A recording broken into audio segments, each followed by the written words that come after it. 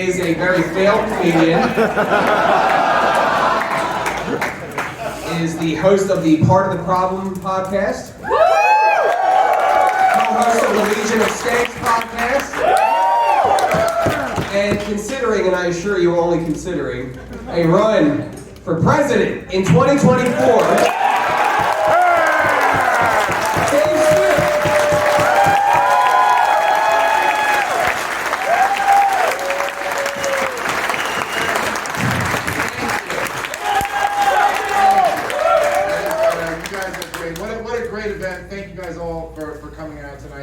I've met a lot of you so far, and I'll be hanging out afterward, and I hope to meet more of you. And I get, it's like a lot of people are coming up to me and they're like, oh, like, thank you for what you do. And listen, from the bottom of my heart, man, thank you guys for what you do. This is what matters.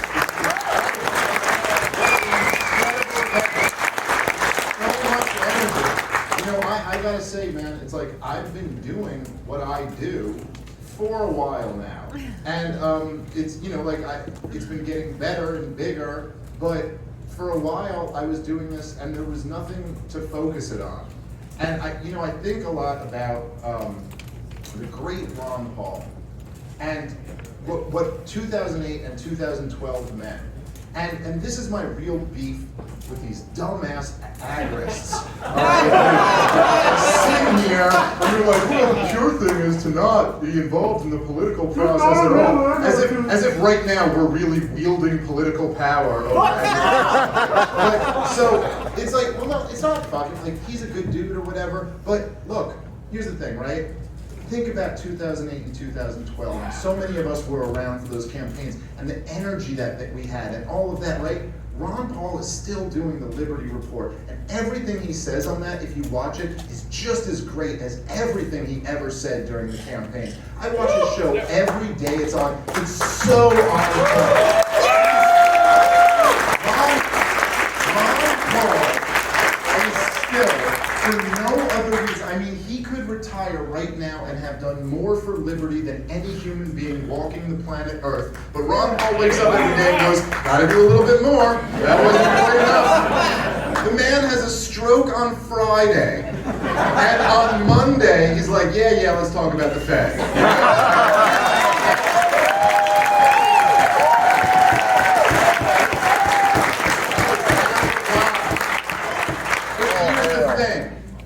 What happened to the liberty movement? Okay, what happened? All that happened was that Ron Paul's not running for president anymore. That's it. He's still saying all the great shit. And you know what? When I realized this too, right? Before the Mises Caucus, I was saying all of the stuff that I'm saying now. And now all you guys are like, wow, it's amazing you're saying this stuff and you're drawing people into the Mises Caucus. But it's not me. It's Michael Heiss for starting this whole thing.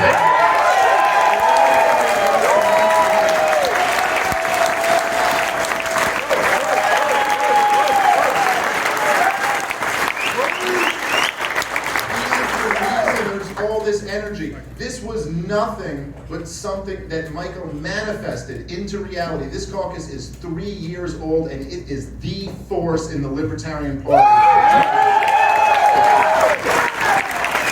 It is incredible.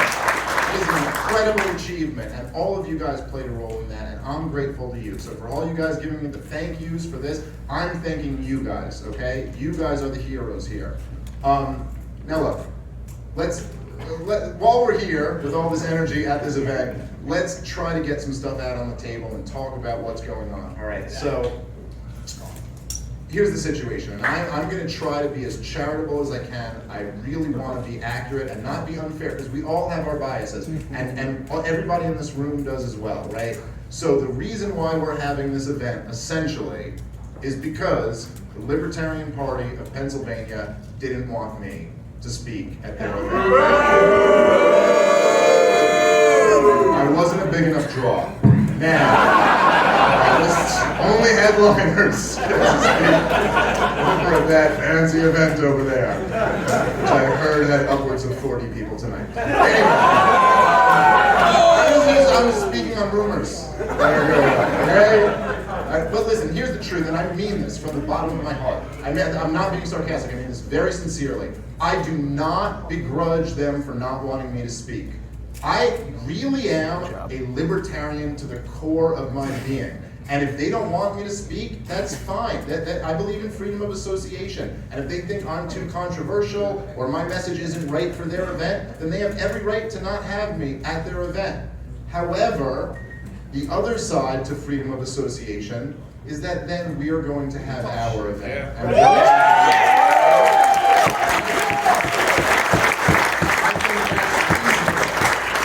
I think that's reasonable. I don't begrudge them for not wanting me there, but then we're going to be here. I am not going to beg them to let me speak. I am going to inform them that they will not shut me up.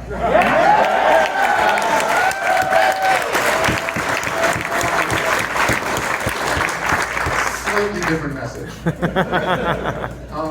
But, you know, look, I think it's reasonable to say they have a right to decide who they want to speak. I think it's reasonable for libertarians in the party to not agree with us. And I would never insist that they have to. No libertarian in the LP or outside of the LP has to support us or has to support the candidates that we like or donate to our PAC or anything like that. I think it's completely reasonable to say you can support who you want, you can make whatever arguments you want, and that's fine. But I also think it's reasonable to request that people stop lying about us. Yeah. All that I ask. Stop lying about us and tell the truth. And then let's have an honest conversation about where our differences are, okay? And there's a lot, everybody here knows, there's a lot of lies that are told about who we are. So what I want to just say tonight, I want to just make it unambiguous and be very clear about who we are. Because everyone here knows that there's a lot of people out there saying we are this or we are that and we stand for this or we stand for that, and a lot of it is lies. So let me just state this for the record. This is who we are. We are the Ron Paul Army.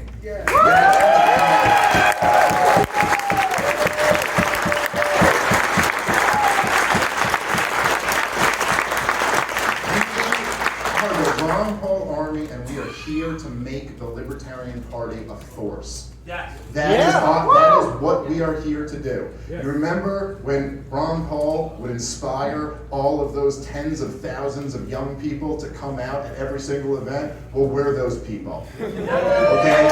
And this is our next chapter. What we represent is the Revolution 2.0. Yes.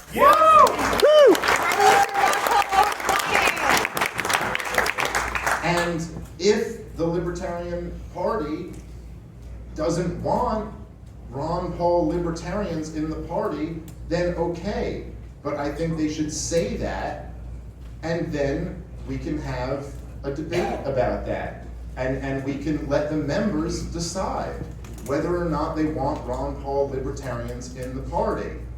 However, if they're not batshit crazy, and they look like Ron Paul libertarians in the party, then we are more than thrilled to bring this energy in and work with them and create something amazing, which we can do if we all work together. So that's my pitch.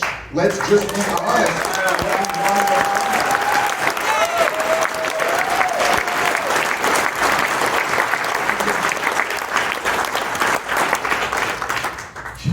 It's like, we're not secretive about what we're trying to do here with the Mises Caucus. Maybe there's some fair criticisms of us, but I don't think a fair criticism is that we're not upfront with what we want to do.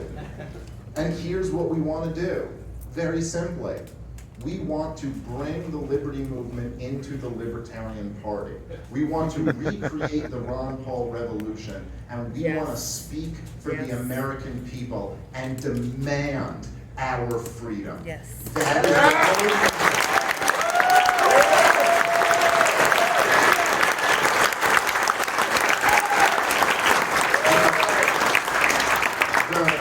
the Libertarian Party has an unbelievable tradition. I mean, I think that sometimes we have to, really appreciate the legacy that we're inheriting. This is the Libertarian Party. This is the party of Ron Paul. This is the party of Harry Brown. Great men. Yes, the legend Harry Brown. These are the, this is the legacy that we're following here. And Did it really? from my perspective, we were asking with Ron Paul in 1988. We were asking with Harry Brown. We were asking with Ron Paul in 2008 and 2012. What the Revolution 2.0 is here to do is demand. We're demanding.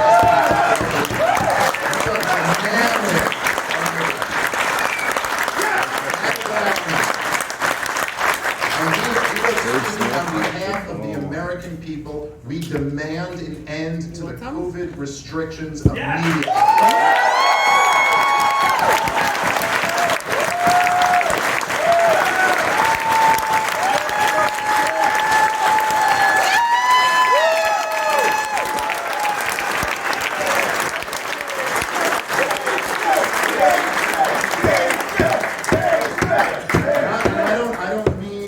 We want 35% capacity instead of 25%. Or I want to be able to not wear my mask when I'm 6 feet away from you or anything like that. I mean, give me liberty or give me death.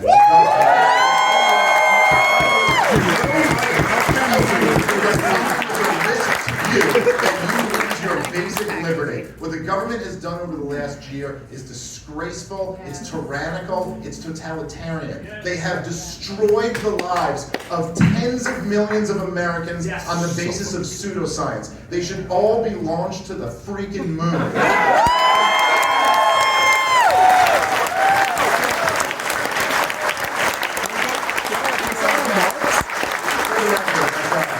Almost certain that Scott Governors to get no! I just unapologetically take Scott Morgan's rhymes and then just use them on huge platforms. People will be like, oh, that was so great what you said on Rogan. And I'm like, I know, I just came up with it. It just came to me. It wasn't that Scott said it for 10 years. And then, anyway. But that's what we demand. We demand an end to this insanity over the last year. And I mean, more and more is coming out. I mean, what we've seen just over the last couple weeks, right? You've seen it all fall apart. You've seen the articles by, people in the establishment. New York Times, they just came out and admitted that there's not one documented case of COVID where it was caught from a casual outdoor interaction. Fuck Cuomo!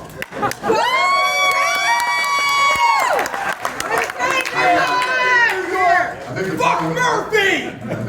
Exactly. Well, in the case of Cuomo, he was trying to fuck other people. That was the problem.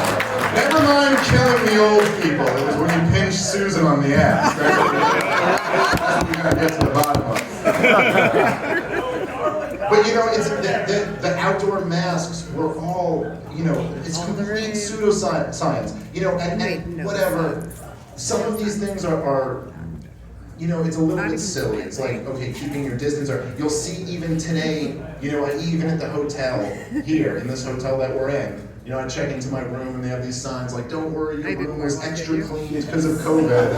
And you're like, okay, well, we figured out around March 30th of 2020 that has nothing to do with COVID. Like, it's none of this but we're all still living in this mass delusion. And let me just say, it is a nasty virus. It really is. It's just that these idiots have no idea how to mitigate it. So all of these policies do nothing except destroy lives. But what's not funny? Like them putting the signs up on my dumb hotel room door. What's not funny at all is the millions of children whose lives have been irreparably destroyed by these diseases, who have fallen behind this. Every one of us in here, I bet, knows a kid who's fallen behind over this last year. Yeah, every one of us, right? Every one of you are thinking of a story right now. These bastards did that, and we demand an end to it immediately.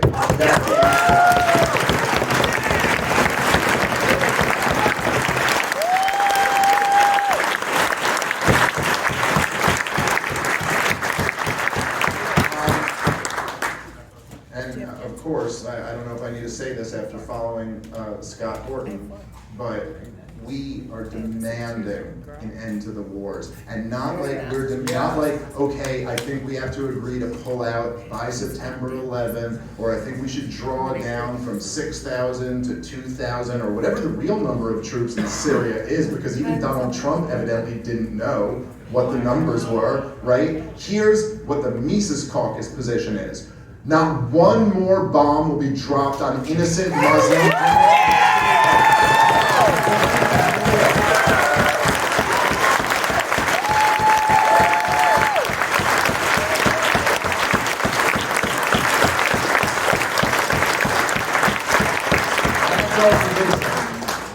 And I'm sorry to the other members of the Libertarian Party. We are in the business of ending genocides here.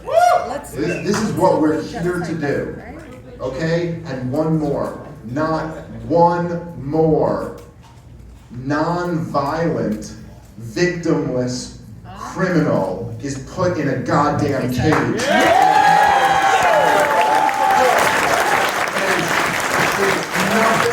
but modern-day slavery. It's a disgrace. It's an embarrassment. I have a 2.5-year-old daughter and a son on the way. And it's an embarrassment that I would ever have to explain to them that we as a group of adults have allowed this slavery to persist in our first world country with the wealth and resources we have, that we still lock human beings in a cage like animal for pot or even cocaine or heroin or whatever it is, and even for selling it. They did nothing to anyone, and they do not deserve to be done.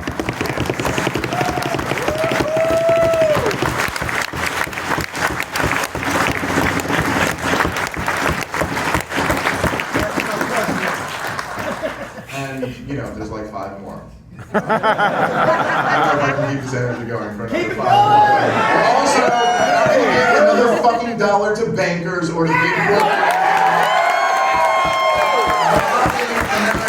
citizens to pay billionaires' welfare, okay?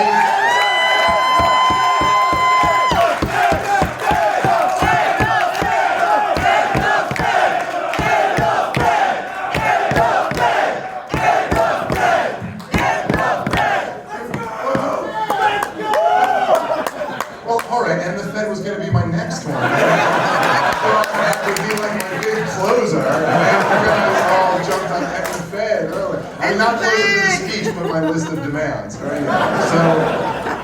So I'm just saying, let me ask the Libertarian Party of Pennsylvania. What about that message was too controversial for you guys? Nothing! Because that's our message. They're not libertarian. And well, you know what? Listen, a lot of them are, and a lot of them, there's a different, like there's different groups, right? And Michael was describing this the other day when he spoke on my podcast about it. There are people who are dishonest, who are poisoning the well about us. And then there's a whole lot of other people who that person is the only one they've spoken to about us. And then there's another group of people who maybe we just haven't done the best job of convincing, you know? And so I want us to also, like, if I'm gonna ask that our critics in the Libertarian Party be honest about us, well then I'm damn sure gonna demand out of every one of you that we give them a fair shot. Yes. Okay, that we also, listen, we're libertarians, okay?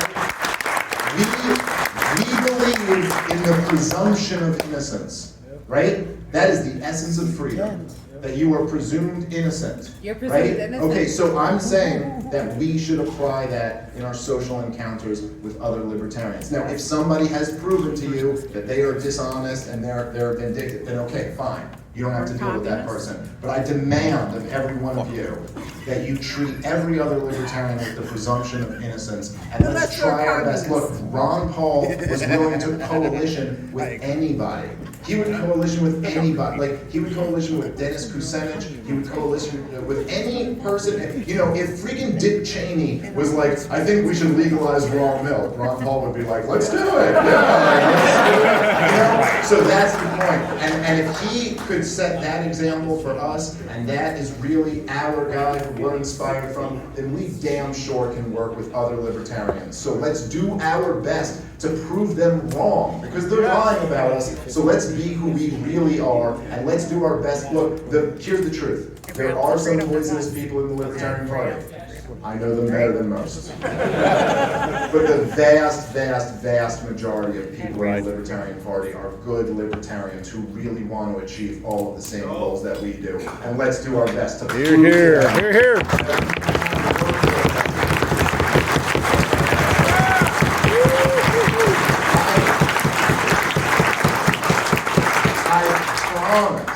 I promise that, our members, other members of the party who are critics of ours, I promise you that if you give us a chance, this is going to be the best thing that's ever happened to the party. We are your reinforcements. We are here to make this party a force, and it's not to disrespect the work that people have done over the years. Like I said, this is the party of Harry Brown. I'm honored to be a member.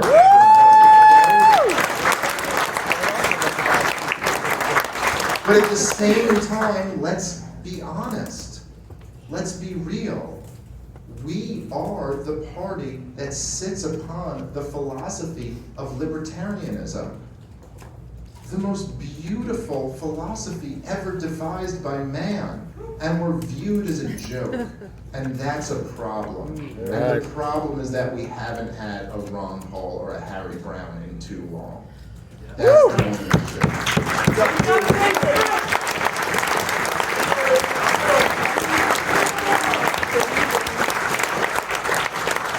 So if any of you guys want to do it, then awesome. You guys can just take a weight off my shoulder. I'm pretty happy. I got a baby on the way and a whole career going on. But anyway, look, I will just say that, to my theme before, I really am happy to work with anybody, and I've been trying to demonstrate this over the last few months, and I've really been working hard at this, that I want to say that anybody who comes in good faith and want to try to achieve some of the same goals that we want to achieve, well then you know what? We are allies. We are brothers and sisters, and we are in the same fight together. And that's, but there are others who are claiming we're something that we're not. And so I just, again, want to make it, clear tonight that the idea that we represent some type of right-wing takeover or whatever, all the other names in the book that are thrown at you whenever someone woke is losing an argument. You anti-Semite! Yes, I know. It's funny because I always thought as a Jew, as the grandson of a Holocaust survivor, I thought I was kind of protected against those accusations. Man, was I wrong. But here's the thing, and here is the truth. I know just about everybody in leadership in the Mises Caucus, and I've met a whole lot of people within the rank and file of the Mises Caucus, and I have never met legitimately one racist. Not one. That's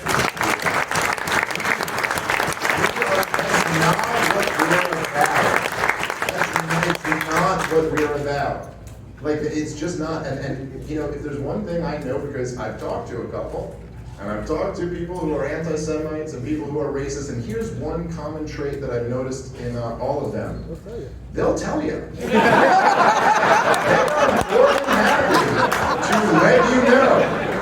People who think the Jews are controlling everything, all you have to ask them is, how's the weather? And they're like, well, the Jews are controlling everything.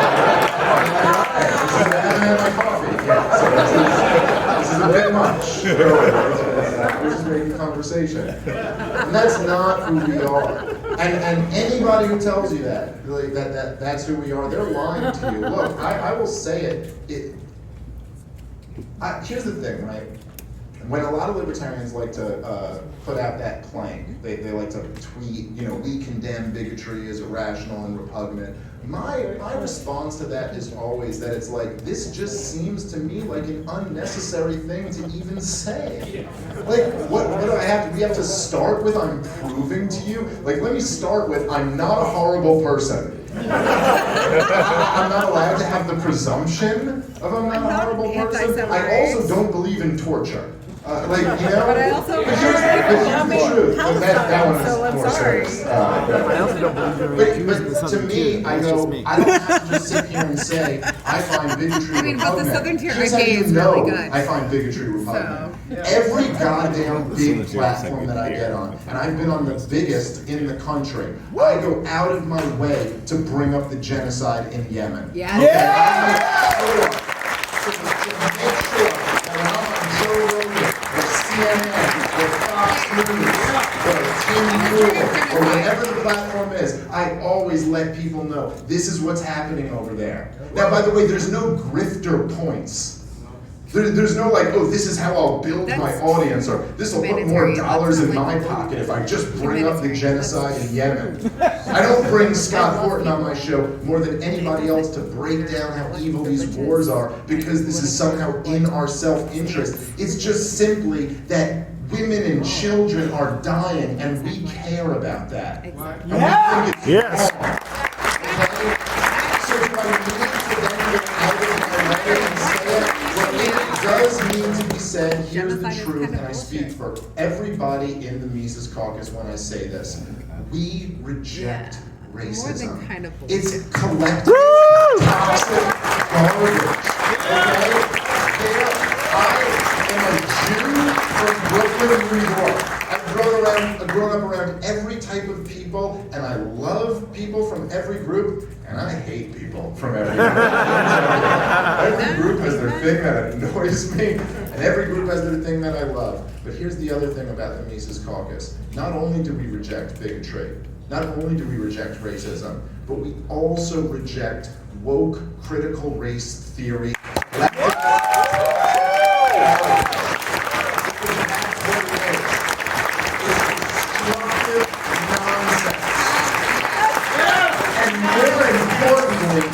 Recognize it for the distraction that it is. We recognize it as, the powerful. Like, come on, man. I mean, how, like, for a libertarian to see the CIA pushing inclusion, and you don't go, maybe there's something going on here. That's a little more than meets the eye. You have the biggest corporations. Hollywood, NBA millionaire athletes, the FBI and the CIA talking about equality. I mean, what's going on here? I don't think it's a true, genuine belief in equality. I think what's happening is that they are distracting all of us and pitting us all against each other so that none of us focus on what they're doing, which is destroying our country.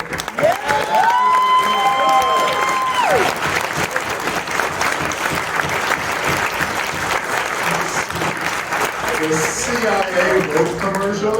Oh, let's hear what our torturers think about race awareness, I guess. Thank you, anti-racist torturers. For her anxiety. But listen, this is a torturer with anxiety. I mean, if Saturday Night Live had any courage at this point, I would just it's like, please stop waterboarding me. Don't yell at me. That really, uncomfortable for me. I don't know if I'm triggered. But so that's what it is, right? Is that we're rejecting this whole paradigm.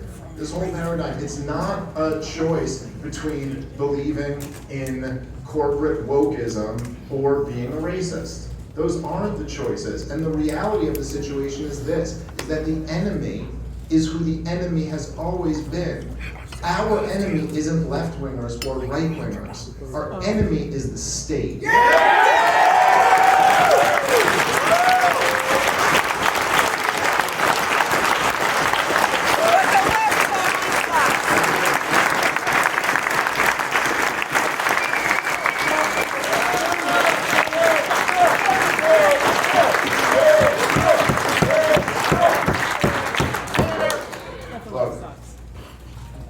this whole Mises Caucus experiment has really turned into something beautiful, and it's been amazing to watch.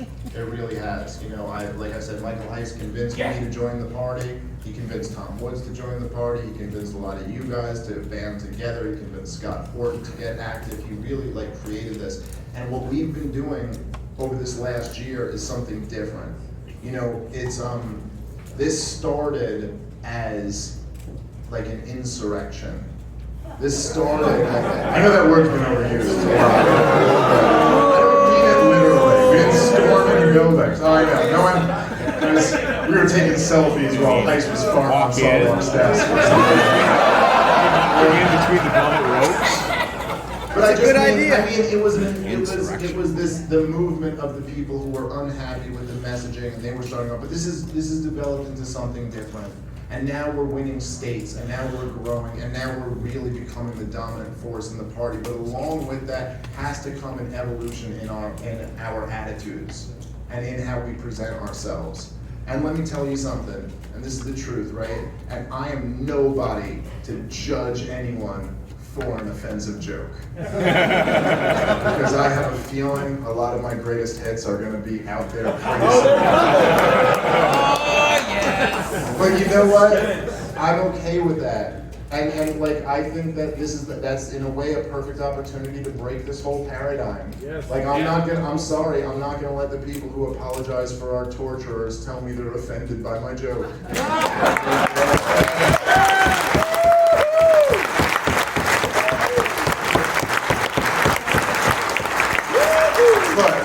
But I digress. What I'm suggesting is that, myself included, and all of you guys, we need to start thinking about ourselves in a different way. We're not the young group of people with piss and vinegar who are trying to piss people off and trying to get our message out there. We're now transitioning into being the leaders of this party. Yes. Not only the leaders of all libertarians, but of all Americans. And that means that we have to lead with compassion and love for them. No revolution will be successful if it's not based around love. That was the message of Ron Paul. All other revolutions will devolve into tyranny. It has to be based around love. It has to be based around compassion. And we have to realize that now we are in a position where we have to act like leaders.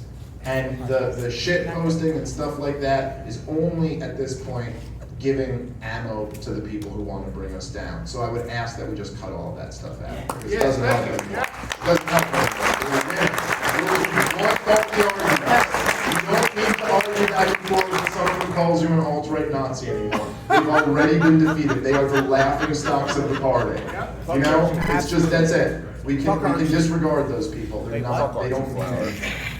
And the other people who see us in the middle of an argument with one of those people where they call you names, then you call them names, they just dismiss the whole thing. And they're like, oh, you guys are all fighting. And that's all you're here to do is fight. And that's not what we're here to do. That was never what we were here to do. We weren't here to fight with other libertarians. We're here for the revolution. So,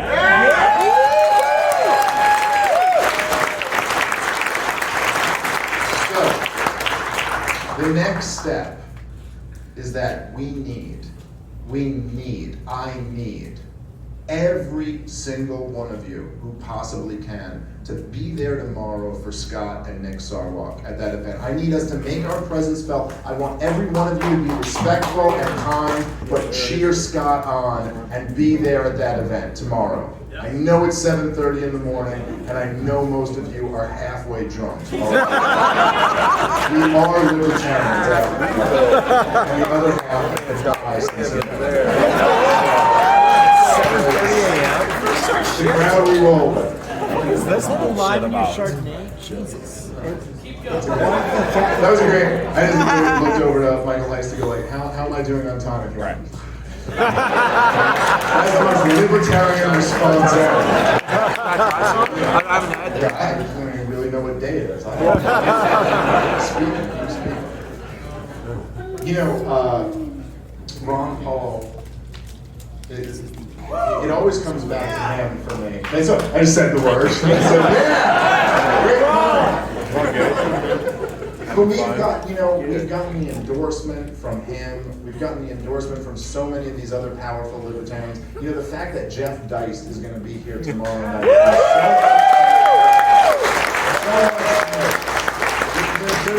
That's a true moment in libertarian history, right? That the president of the Mises Institute would be back at an LP event with a whole bunch of enthusiastic people. And there's been these kind of like rifts in the libertarian movement before. And what I think about all of it, and from my perspective, I was, until I got into the Libertarian Party, friendly with all libertarians. It wasn't until I came in. Like, I got along with the Cato guys, with the Reason Magazine guys. My loyalties were always to the Mises Institute and Ron Paul, because that's who like radicalized me and explained all this stuff to me. But I always got along with everybody. Then there'd be the history of all the beefs and all that, but I was like, that's before my time. What do I care? I mean, they shouldn't have stole Cato from Murray Rothbard, but whatever. They probably owe me a few bucks, but whatever. That's not the point, all right? It's just, this is all in the past. This is several generations before I came into this, so that's not what I'm here to battle, And so my thing now, and I love the moment of Jeff Deist coming and speaking here, because I just think it should be like this, right? This is what I say for the Libertarian Party. The Cato Institute has done amazing work, and they absolutely deserve a seat at the table of libertarian thought. Their foreign policy team is amongst the best in the business. Reason Magazine has done incredible work throughout the years. They spread ideas of libertarianism to people who had never heard of them before. They've been phenomenal. Like, they've done great work. I don't want anyone to not be included in this. But the Mises Institute also gets a seat at the table. They kept the ideas of Mises and Rothbard alive, and they were the intellectual firepower behind the Ron Paul movement. They deserve to have a seat at the table too. And we should bring everybody together. There's no reason why we shouldn't. All of these old beefs are dumb and old, and what is it, between Murray Rothbard, who's no longer with us, and the Koch brothers, who only one of them is still with us. Like, we don't need to hold on to this anymore. We can let this all go and move on together. And you know what, if we want to have a revolution, we need to all be together.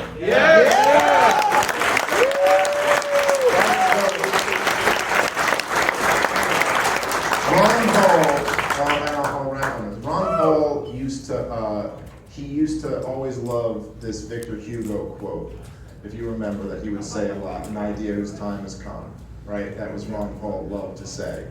That was Victor Hugo's quote, there is no force on this earth powerful enough to stop an idea whose time has come. Yes. And I would tell you, Ron Paul had all of the right ideas. Woo! Harry Brown had all of the right ideas, but their time hadn't come. And I really believe in my heart that after this year of lockdowns, after this totalitarianism, that these ideas, time has come. Yeah.